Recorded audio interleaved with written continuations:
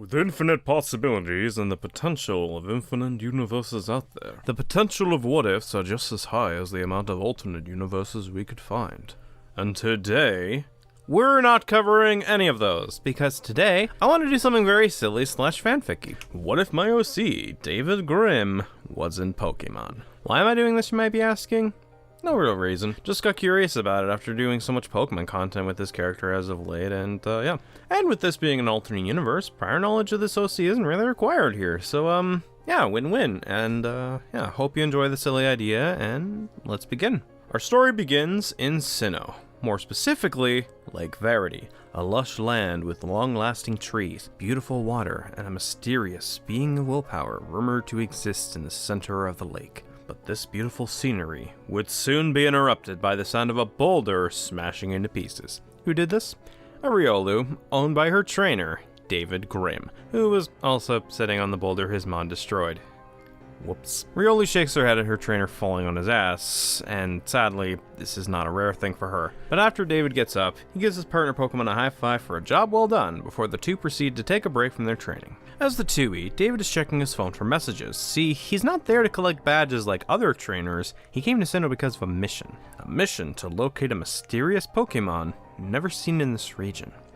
But while David is doing this, he is oblivious to a Shinx approaching him from behind until it's too late, and Shinx pounces on David. David tries to get the Shinx off him to no avail, until Shinx bites him on his back, and he cries out in extreme pain for one moment, before he gets pissed, grabs the Shinx, and throws him to the ground hard, with Riolu finishing it off with a vacuum wave. Once Shinx has fainted, David regains some clarity and calms down a bit before throwing the ball, catching the Shinx on the first attempt because it was kind of knocked down anyways. After a bit, the two resume training, and after seeing the two train hard, Shinx decides to join in on it, which means it escapes the ball.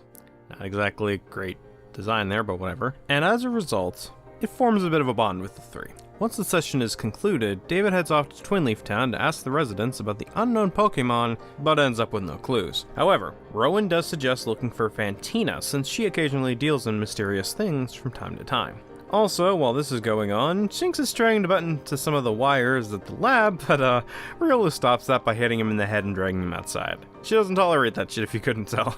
David notices the two outside and is confused about what happened, but shrugs it off after a bit and puts Shinx back in the ball before proceeding to Hardhome City, home of Fantina. Along the way, Shinx evolves into Luxio after a long and tough training session that had him and Riolu sparring that lasted until the morning, and on the plus side, now it's a little bit less hungry for power wires / eating electricity from devices, so there's that. As the three chill out near Route 208 after that long night, they soon came across a guy in white sketching some of the wildlife with his Pachirisu holding his other pencils. He looked threatening despite his actions stating otherwise, but David decided to approach him anyways. Well, after he finished sketching, that is. The guy in white jumped up in shock. No one ever really comes to this part of the route, let alone to talk to him. Pachirisu was ready to electrocute David, but Luxio got in the way and absorbed the electricity. Oh, sorry about that. I didn't mean to startle you. The figure in white sighs. It's fine. What do you want? David explains that he just came to say hello and ask for his name. Oh, I thought you were gonna rob me or something. Well, that's a relief. My name is Thanatos, but most call me Tanu. After exchanging names, the two spark up a conversation for a bit, and things seem to go well for them. But eventually, the two go their separate ways and wish each other luck. Soon after, David arrives in Hardhome City and finds Fantina's gym. But Fantina isn't there and is told to go to the contest hall since she may be there, and sure enough, she is. Unfortunately, she won't tell David her findings unless he enters the contest too, which, for those curious, is similar to the anime's version of the contests and not the game's. So, you know, more fun. Without a choice, David enters with Riolu and fails miserably. It was like he wasn't even trying. This pisses off Fantina and tells David to put in a lot more effort than that if he wants the information. After she leaves, David suffers a panic / anxiety attack. Was his best not good enough? Will he fail this mission and let down his superiors? He clutches his chest hard as the panic continues to settle in. Even Luxio and Riolu's attempts to calm him down through holding his hand / comforting him isn't working. But after a bit, the panic begins to settle and he leaves the area, depressed and sure he's gonna fail. On his way to find a motel, he stumbles across a costume store and decides to go inside. He manages to find a gray holeless mask, and after buying a gray shirt from a nearby store to match, finds what he needs. Later that night, in a motel room, David looks at the mask and sighs. A costume is supposed to make people think you're something you're not. But what good is this if I'm already something no one wants? At least it's good for masking my shame and stupidity. If only I was more confident, more intelligent, less of a failure. Then maybe I could stand a chance at doing this stupid request and finding that damn Pokemon. But that's impossible.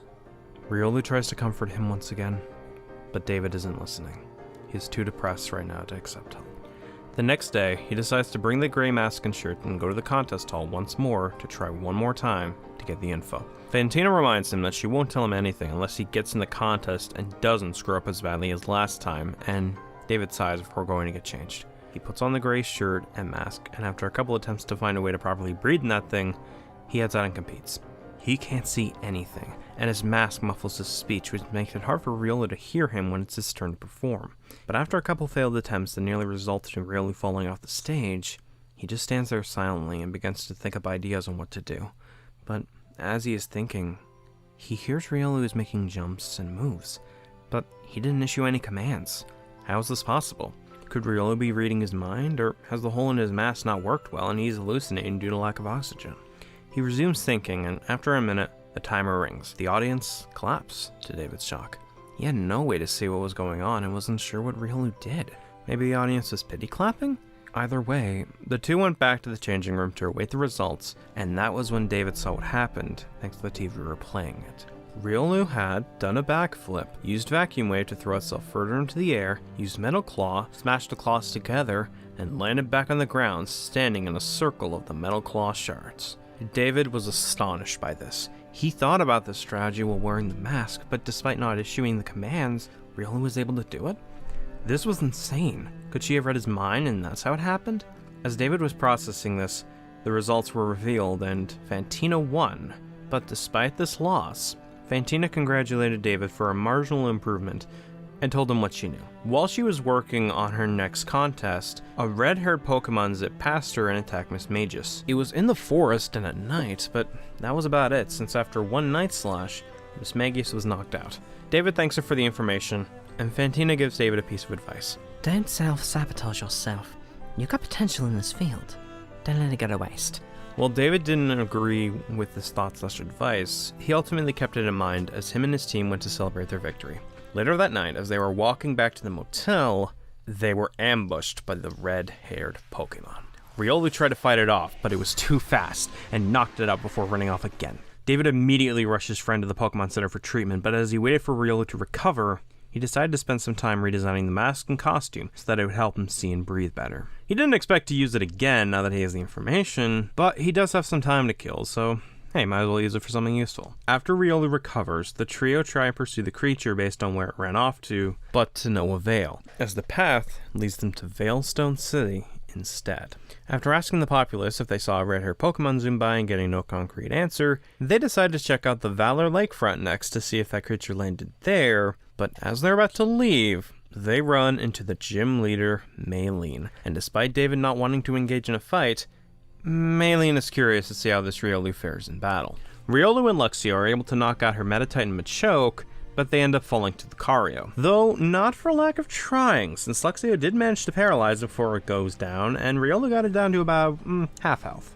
Maylene is a bit disappointed that the Riolu wasn't strong enough, but ends up healing hers and David's Pokemon before the two proceed to have a discussion about their partner Pokemon. I got this Riolu from my mother and father's Lucario at an early age. Since then, we've been friends even after all that's happened in my family. I see. So that's why this Riolu has Vacuum Wave. What about abilities? Do you know what this one has? Not really. My dad thought it had no ability and wanted to junk it until my mom decided to give it to me as a gift. Maybe that is true. A rare glitch. But that still doesn't change my opinion of her. Riolu is still strong and wonderful, even if she may not have an ability. And if she does have one and I just haven't activated the conditions for it, she's still a great friend to me regardless. He says, petting his Luxio and Riolu. And that's great. You seem to have more empathy than some of the trainers I fought today. But regardless, just keep doing your best and maybe one day you'll beat me. She lets out a chuckle before wishing David luck, and the two continue on their path. David decides to keep that advice in mind going forward, and Riolu and Luxio are more pumped to find that creature and get stronger. Along the way, David runs into a Baneri getting bullied by some wild Pokemon, so Luxio and Riolu come in to chase them off, and they succeed. Baneri is surprised by this and hugs both Pokemon as a mean and saying thanks. David walks over to heal the Baneri with some potions he recently bought, and she also hugs David back, resulting in the other two Mons snickering. But as they're leaving, Baneri proceeds to follow without them noticing. However, interfering may have been a bad idea after all, because those same bullies came back and brought more of their kind and ambushes the group. Baneri is horrified, and that gets David's attention. He didn't expect that bunny to follow them. He sends out his team to deal with the ambush while he gets in front of the Baneri and protects it by fighting some of the Pokemon that get near it, but naturally it's not as effective as Pokemon fighting other Mons. But hey, it's a thought that counts. But the three are getting creamed, and this gets Baneri upset. This wouldn't have happened if she was stronger or not let them help her. Frustrated about this, she jumps on David's shoulder and uses a new move on one of the bullies attacking David, Frustration, which surprisingly knocks it down in one hit. It was that pissed off. This surprises everyone, but it gives David and the rest of their team their second win, and they manage to scare off the group and chase it away. Everyone is exhausted, but they're happy it's over. David thanks Baneri for the help. She was a great asset in those last moments. Baneri blushes while the other Mons laugh, and then David asks Baneri to join them.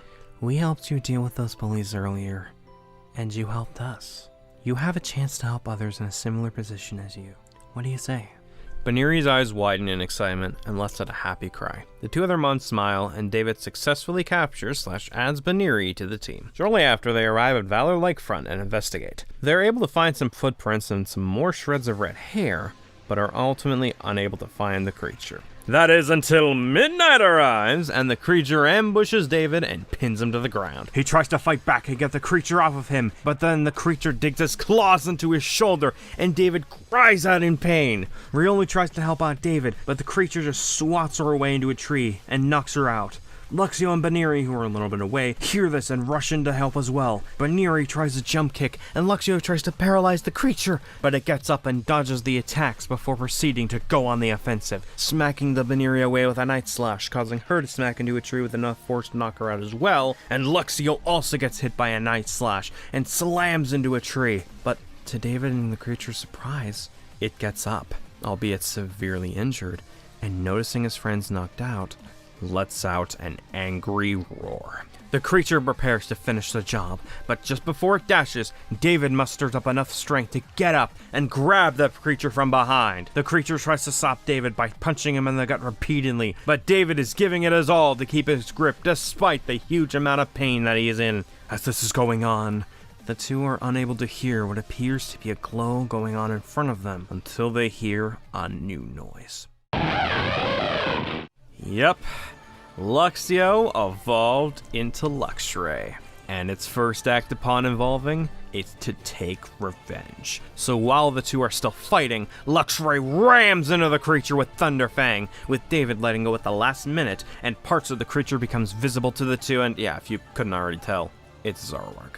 But David and the others don't know that yet, so in pain and paralyzed, Zoroark has no choice but to escape for now. Luxray and David try to stop it, but Zoroark uses agility and outspeeds them, escaping their capture once more. Without much left to do about it, Luxray picks up Baneri and Riolu, and the two rush off to the center to heal up and think of their next move. As David waits, he runs into Tanu again, also getting his Pokemon healed, and the two decide to wait together and shoot the breeze. So, how's your sketches coming along?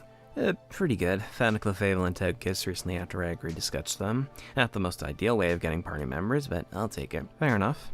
I got a Baneri recently, but it's currently recovering. Tanu then shows David some of the sketches he's done lately, and he's very impressed. Whoa, this is amazing. You could make a lot if you opened up commissions. I really doubt that, but thanks for the idea. No problem. You clearly got a lot of talent. Maybe, but my first goal comes first. Beating the gym challenge. Fair enough. Well, I'll be rooting for you, Tanu. Thanks. Good luck in your mission too, David. The two then shake hands before Tanu goes to get his Pokemon and leaves. After David's Pokemon recovers, they begin to formulate a plan. That creature only seems to appear at night or midnight, and it seems to hate places with a lot of light since its main habitat appears to be forests, which hardly has as much light as towns. So either this Pokemon is nocturnal, or it just hates light. This is a hunch, but is it possible it'll attack a place that generates a lot of light? David then decides to check out the map of the region and stumbles across a town that does almost just that. Sunnyshore's City? Okay, it's worth a look, but first, let's get some training done, guys. In the morning, because, yeah, we all need a rest after today. The other Pokemon agree and they get some rest. Cue training montage where all 3 Mons get stronger during the next day, and then later at night, they begin their walk to Sunnyshore, all 3 Mons near their trainer in case of another ambush. Fortunately, Zoroark does not show up, but it does get very windy, so David pulls out an umbrella to shield them from the wind and blowing sand, while also stuffing Riolu under his jacket, and Luxray stuffs Spinnery in its fur. It's not a comfortable trek through the route, especially for David and Luxray, but fortunately Luxray's night vision helps navigate the team to the entrance of the town, and they arrive when the sun rises over the horizon. Alright, we made it. But first things first, you 3 need a bath. Riolu shrugs at this, Spinnery is confused about what this is, and Luxray tries to back away. Once that is done, Spinnery is in awe at how pretty her fur is now, and hugs her trainer tight. No one had ever done this for her, yet ever since meeting David and his friends, they've been nothing but kind and helpful to her. She is about to let out a happy set of tears, but as this happens, she begins to evolve. Yep, David's got a Lopunny, and she hugs him tighter as a way of saying thanks, but David is now choking because of the strength, leading to the other 2 just shaking their heads, but hey, once it cools down, they all have a laugh about it before thinking about where to look in the town. Let's try the gym. Riolu shakes her head at this, while the other 2 just go along with it. As they arrive, they notice the puzzle, and David begins to ponder how to do it. Maybe if we move this gear over here, and this gear over here. Ah! God, warn me next time you do that, Lopunny. Lopunny giggles before returning to the Pokeball, and they confront the gym leader, Volkner, who literally says, just go to the lighthouse. Then they head off to the lighthouse and encounter Zoroark at the top, getting ready to destroy the lamp. You're not escaping this time. Zoroark stops what he's doing and charges at David, but is blocked by Riolu getting in the way. Riolu is slightly damaged, but still standing. David smiles before patting Riolu on the head. And we're gonna make sure of it. Let's go, Riolu! Riolu smiles and then gets into a fighting stance, ready to fight with her trainer and friends. And in this moment of clarity, Zoroark charges at Riolu with a Night Slash. Riolu blocks it and begins to glow. To Zoroark's surprise and David's, Riolu finally evolves into Lucario. Lucario lets out a smirk before letting go of the fist and hitting Zoroark on the chest with its new move, Aura Sphere. But that doesn't put down Zoroark as it gets right back up and uses Flamethrower, only to be blocked by Lopunny getting out of the ball and uses Protect, followed by Luxray coming out of the ball and hitting Zoroark with Discharge. Now let's take this creature down. Together! All 3 get into a fighting stance as Zoroark gets up and uses Revenge on Lopunny, but while this does send Lopunny into a wall, it gives Luxray and Lucario a chance to do a tag team attack as they hit Zoroark with a Discharge-infused Aura Sphere and send it slamming into a wall on the other side. Not backing down from this, Zoroark gets up again and hits the 2 with a Dark Pulse, but while this does send Luxray back a bit, Lucario then begins to glow afterwards, but isn't sure why. Neither is Zoroark. So Zoroark uses this chance to hit Lucario with a Night Slash, which once again sends Lucario falling a bit. But this only increases the glow, and as she gets back up, Zoroark continues to slash at Lucario, increasing the glow further and further. Lopunny and Luxray see this and try to help, but they too get slashed apart. But then, David shows up and kicks Zoroark in the head. You can strike me down as much as you want. I deserve it, but they don't. So I will fight to protect them even if my life depends on it, because they are my friends. Zoroark slashes him across the chest and begins to torture David, but David keeps standing despite the immense pain he's in and damage he's taking. David, covered in slashes now and is barely standing, extends his arms to the side. That all you got? Zoroark, enraged, decides to finish off David with a Night Slash to the neck, but before it reaches, Zoroark is hit by a powerful discharge. Zoroark prepares to hit Luxray with his attack instead, but is hit by a jump kick by Lopunny and sent to the ground. It gets up once more, electricity covering it, showing that he's under paralysis and prepares to escape yet again, but as he turns around to face the windows, he fails to see Lucario, fully covered in this mysterious aura, charging towards him with her final attack, until it's too late. Force Punch! BAM! And slams him to the ground, knocking him out. Using the last of his energy, David throws an Ultra Ball at the Zoroark, leading to its successful capture. David and the others let out a sigh of relief. Their mission was a success. They did it! Now all they had to do was return the creature to David's boss, and their journey was finally over. David put Zoroark's ball in his pocket and pulled out his other balls to recall his severely injured Mons, but then he got hit in the back by something and landed on the ground, writhing in pain. Well, I should congratulate you on getting rid of that annoying fox, but that would mean I failed to get it back. David, still in immense pain, was able to recognize the voice despite this. It was his father, Vincent. But now he'll be back in my position, and of course, I will bring my new team back with me to deal with punishing this wretched beast. So, hand them over. Is that all you have to say to your son? In no way in hell am I letting you take that fox or my Pokemon! It wasn't a matter of can I, it's a matter of I will. Or are you going to do something stupid again and end up getting another degree added to your body? David was still petrified, but his Pokemon weren't. Lopunny and Lucario popped out and attacked Vincent before getting struck down by a Dragon Pulse. Well done, Lucario. Now get his Pokeballs. We're leaving. As Vincent turned around, he saw David lunge towards him and grab him around the neck. Pitiful. Despite David's will, he was still too damaged thanks to Zoroark to do much to Vincent, so Vincent elbows him in the stomach and kicks him into the lamp, hard enough to break it and causing his Pokeballs to fly off his belt and land near him. As Vincent walked over and David was writhing in more pain, David reached out his hands to his friends one more time before finally succumbing to his injuries and falling unconscious. David woke up hours later in the local hospital, but that wasn't all. Sinnoh was sitting in the chair near his bed. Thank goodness, I was worried you wouldn't pull through. Did you pull me out of the lighthouse? Yeah, and the paramedics helped, but that's besides the point. You got all messed up back there. A few sore bones, lots of glass shards on your body. Oh, and, you may not be able to see that well for a bit. Sinnoh points at the eye patch on David's left eye. Alright. I deserve this punishment. Don't give me that self-loathing bullshit. Is that how your Pokemon want to see you? If you want to save them from that guy? David sighs. You're right. I'm sorry. It's a habit I learned growing up. It's fine.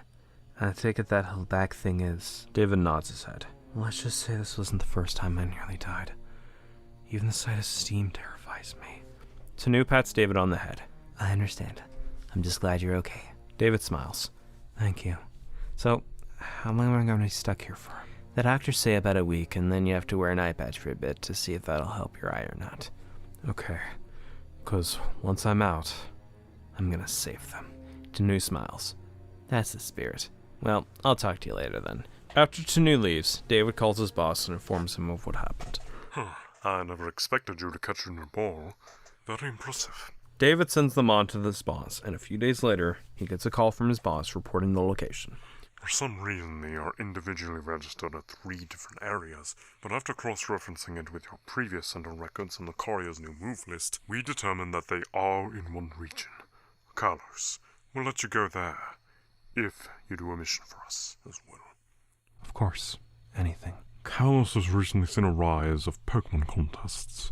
No one knows why or how, but it's gotten a bit of an uproar, especially against members of the battle divisions. Your mission is to go and deal with this uprising, figure out why it's happening, before the Chateau or other groups take action, and make it a bigger deal than it needs to be. Affirmative, sir. I'll do just that. And so a few more days pass, and David prepares to head off for Kalos. Sinnoh are waiting for him as they see each other off and wish each other the best of luck. And that is the end of Chapter 1. Yep, this is going to be a multi-parter. But I'm going to wait a bit for part 2 so that I can figure out what to do next, and also take in the feedback/advice this part may get so I can make the next few parts better. After all, feedback is important, and if the end result is better quality videos and better written, win-win. So with all that said, thank you all for watching. Apologies if this video is a little long, but there was just a lot to cover, and have a great day, everyone.